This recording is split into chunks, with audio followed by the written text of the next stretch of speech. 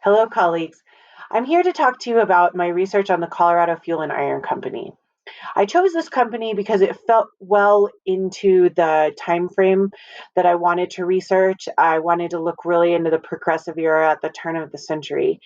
And it also was basically the monopoly for coal, steel, and industry in Colorado. It was the largest company, it had the largest industrial workforce in the state, and even more than that, it has a distinct connection to my family. I come from Irish, German, Polish, and Italian family that came straight from all those disparate areas to southern Colorado to work specifically for the Colorado Fuel and Iron Company. In fact, my father is the only person in his entire family to not be employed by them. He went on and got an education, but my both great grandfathers, my grandfather, and then my uncle, and then some cousins all have been or were still employed by them.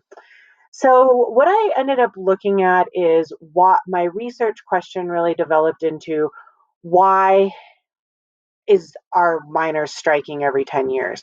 What are these conditions? Because interestingly, the Colorado Fuel and Iron Company had a sociology department that they actually implemented in 1901 prior to when J.D. Rockefeller Jr. bought, well, his father bought it and then gave him the controlling interest in the company. And so they had this sociology department that was really like an Americanization force. It was a betterment place. It rebuilt towns and made the company towns more secure. It had, better water, less typhoid. It had Americanizing programs like kindergartens, English night school, reading rooms.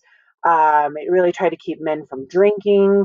So this was kind of this welfare capitalism that was really interesting. So what I started looking at is why are men striking if the company is really trying to help them? Well, what I really found out through a lot of primary source research, being the main source, was the congressional report on the coal strike in 1915. So Standard Oil purchases Colorado Fuel and Iron Company in 1903, and then J.D. Rockefeller Jr. is essentially an absentee manager from that point in time. But he had a vice president named Lamont Bowers. And I found a lot of letters in the Lamont Bowers papers, and he also shows up in this congressional report.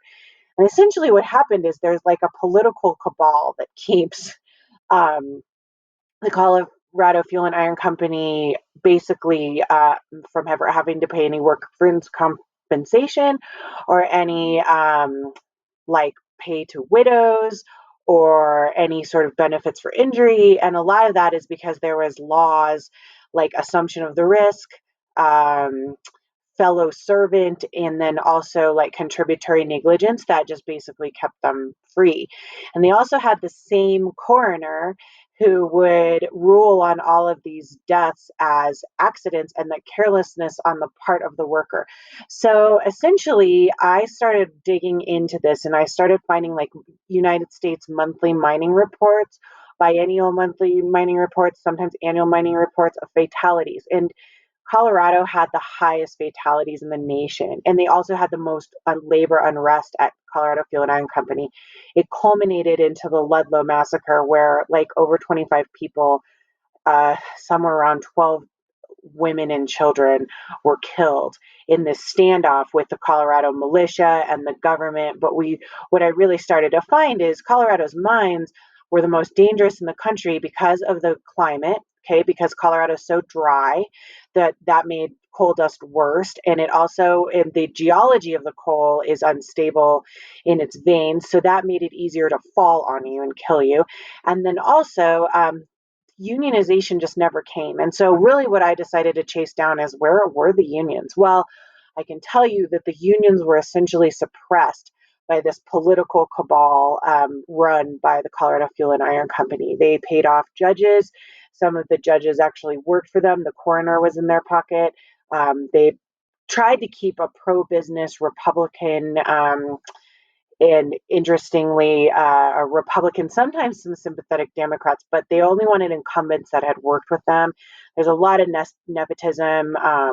And then they also, so that's why the workers were striking, is because they kind of never got their conditions met. They were striking for 8-hour workdays. They were striking for better pay. They're striking for non-corruption when their coal gets weighed by the ton. Well, why won't anyone give these guys an 8-hour workday? Well, because they are paid by the ton.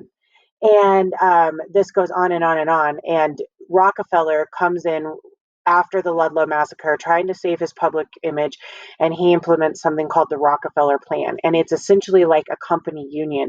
So you had bargaining power as a worker inside CFNI, but any external unions were still banned. And he basically said that the problem was the miner, not the mine. And that it was because these immigrants had ideals of socialism and collective bargaining and, Marxism and whatnot.